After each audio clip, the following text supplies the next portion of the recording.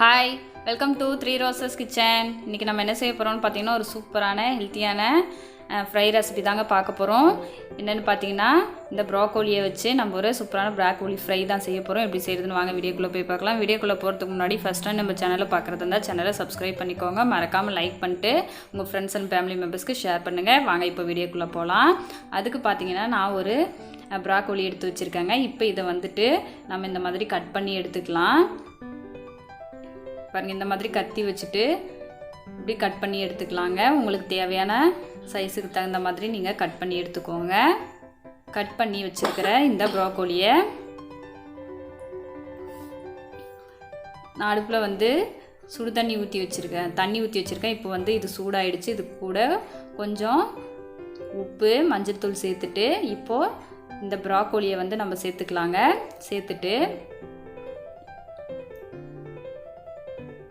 சேர்த்துட்டு இப்போ இது ஒரு 3 நிமிஷம் இந்த வெந்நீர்லேயே இருக்கட்டுங்க.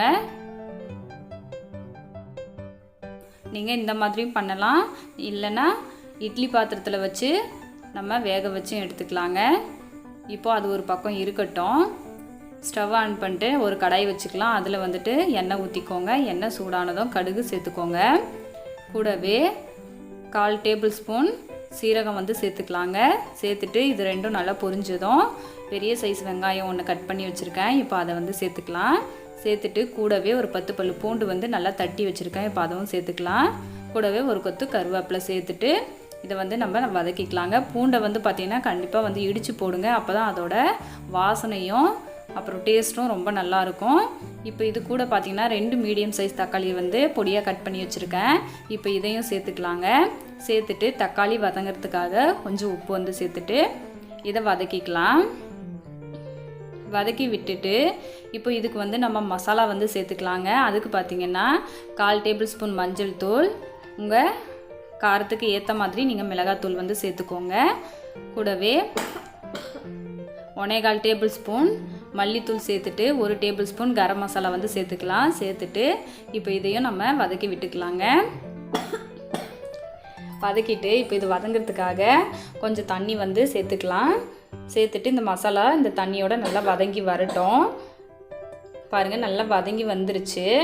இப்போ வந்துட்டு நம்ம இந்த சுடு தண்ணியிலேருந்து வெளியே எடுத்து வச்சுருக்கேன் ப்ராக்கோலியை வந்து சேர்த்துக்கலாங்க. சேர்த்துட்டு இந்த மசாலா கூட நல்லா இந்த மாதிரி வதக்கி விட்டுக்கலாம்.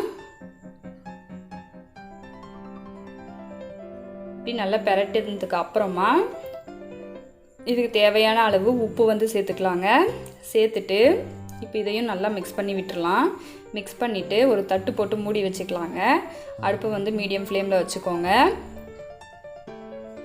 இப்போ இது வந்து பார்த்திங்கன்னா நல்லா வேகிற வரைக்கும் நம்ம மூடி வச்சுக்கலாம்.